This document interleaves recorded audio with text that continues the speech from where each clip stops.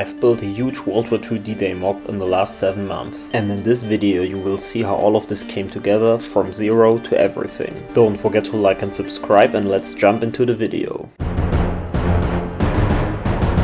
I will use a total of 53 figures in the whole build. Let's take a quick look at all of them. All of these US soldiers are made out of Brickmania sticker packs as well as printed legs. I've used a mix of custom printed and regular LEGO heads. All of them are wearing the Brick Arms M1 pod helmet. The weapons are made by Brick Arms as well, and the brown ones are painted by me. As we are going to recreate one of the bloodiest battles of World War II, of course we had to include wounded soldiers. I've changed some of their parts for red colored ones. I've also used matching hats. Of course we need medics to rescue these soldiers, and this is where the first fully printed figure comes to action. And here you can see I've removed the leg to achieve a nice positioning. And that's it for all the soldiers I'm going to use at the beach. For the next minifigures we need some more space. All of these are figures which I'm going to use in my Higgins boat. Speaking of this, let's build it real quick. If you want to build this by yourself, you can buy instructions at rebreakable.com for only €5. You can find the link in the description down below. The boat is done and the crew ready to get in.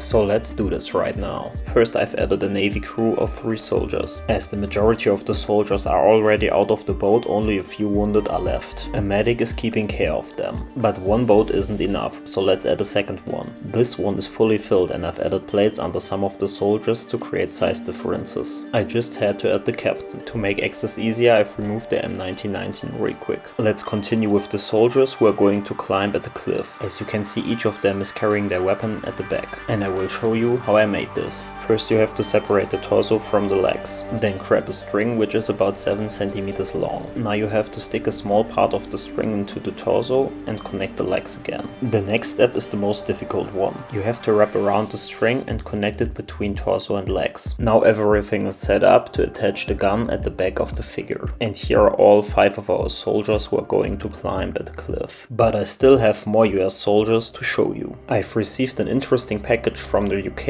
including some cool US Rangers. So let's take a closer look at them. The package includes 4 different bodies, 2 hats and a sticker. The hats are supposed to simulate characters from the movie Saving Private Ryan. As I just mentioned, I've got 4 different variants, like this BAR, this M1 with bandolier, a Thompson variant, and to sum it up, we've got a captain. As you can see, all figures come with 360 degrees printing as well as 360 degrees printed legs. After adding helmets, weapons and special arms, these guys are ready to fight. Speaking of the banded arms, these are products by a company called Crazy Bricks. They allow you making super cool positionings for your figures. Now it's time to take a closer look at the opponents of our US soldiers. I've prepared a total of 9 German soldiers armed with different weapons. They are armed with the typical German gear like the MG42, Stahlhelm, K98, MP40, Stielhandgranate M24 and so much more. The figures are ready, so let's build a huge Pointe du Hoc mock for them. Now, ladies and gentlemen, I will tell you all my plans for this huge build. The overall size will be 112 by 96 studs. And here's what we are going to recreate: the huge cliffs of Pointe du Hoc in Normandy. But first we have to buy a lot, and I really mean a lot of bricks.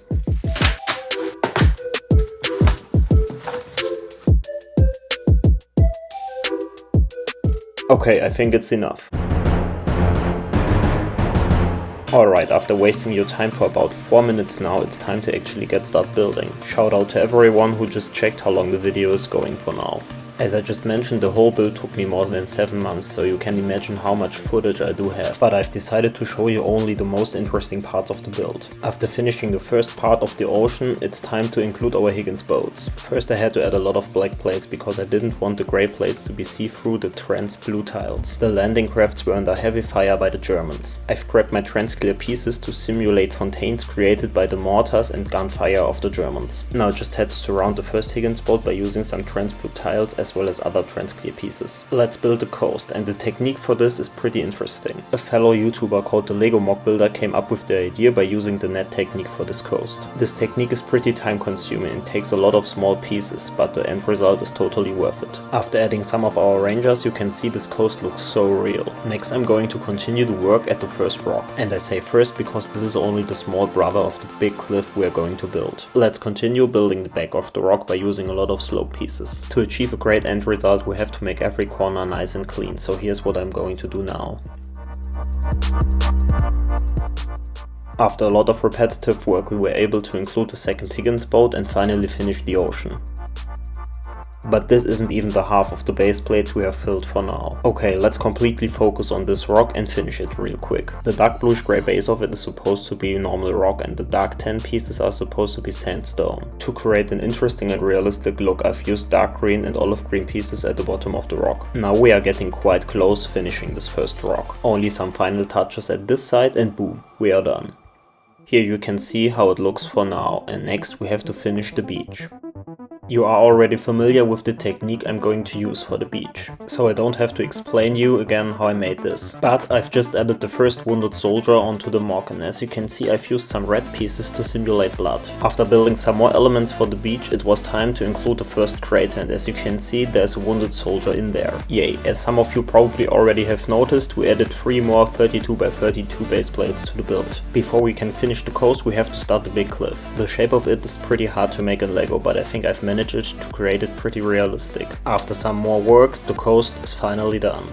If you ever have been at Pointe du Hoc, you probably noticed that the beach is full of stones, so I just had to include this detail in my version of Pointe du Hoc in LEGO.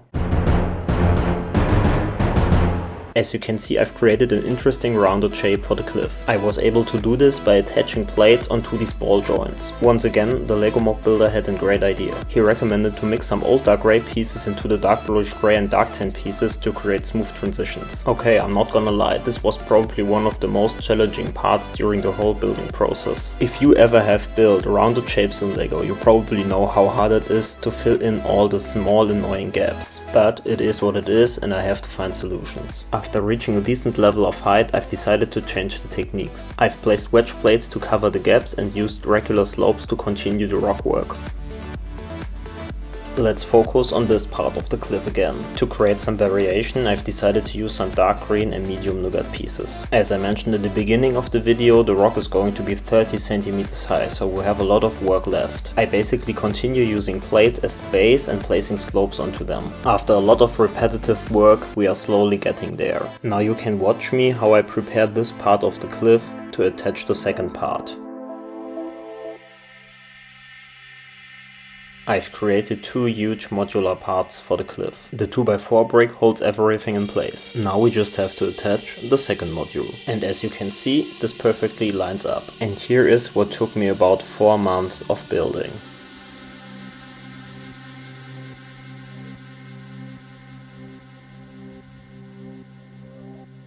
But there's still a lot of work left. As you can see, the cliff isn't even finished. After adding the final 32x32 base plates, I had to create a structure where I can place the whole bunker and trench system. I definitely can recommend the use of LEGO Duplo bricks whenever you run out of filler bricks.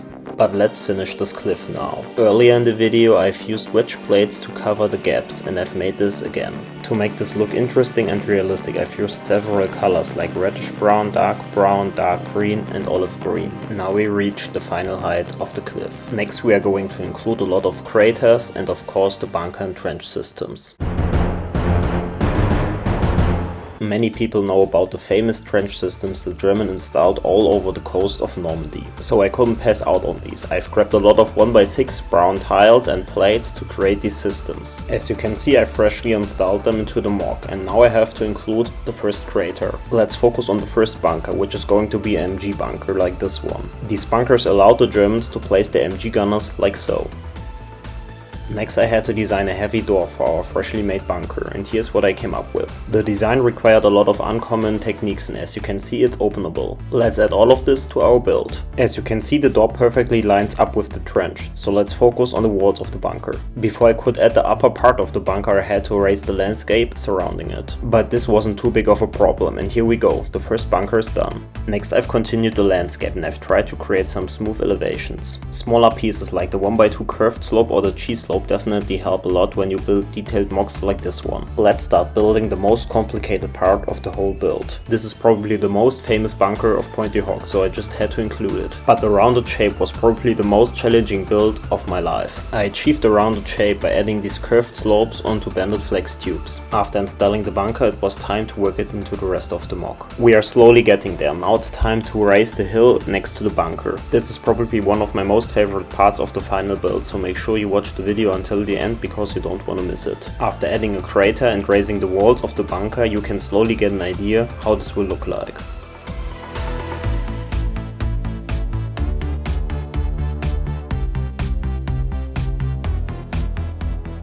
Let's continue building the back of the bunker, which wasn't easy as well. I had to build the angled wall you can see at the left by attaching cheese slopes in different ways. The doors the same design as I used in the MG bunker. The time finally has come where we can finish the hill on this side of the build. The mix of all the different pieces like the slopes, plates and tiles works just so well together in my opinion. All I had to do now was to connect the hill with the rest of the mock. After adding a roof to the big bunker, I just had to tile it off, and to make this easier I had to remove the frontal part of the bunker, but don't worry, I will add it in a second.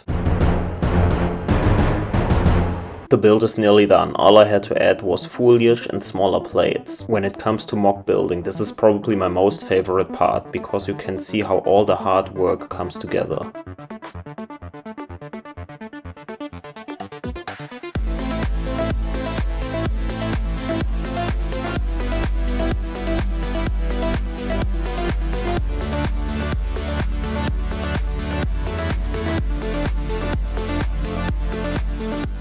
The Germans installed a lot of barbed wire at their positions, so I just had to include this final detail. I made this by using Lego chains in dark bluish and light bluish grey. The build is nearly done, but before we can jump into the final cinematics, I want to thank all of you who made it with me until the end of the video. To those of you who are new, I can definitely recommend the whole building series for this project. A fast-paced video like this can't describe all the building techniques which were required to build this in the last 7 months. That's it from my side. Don't forget to like and subscribe, and let's jump into the cinematics.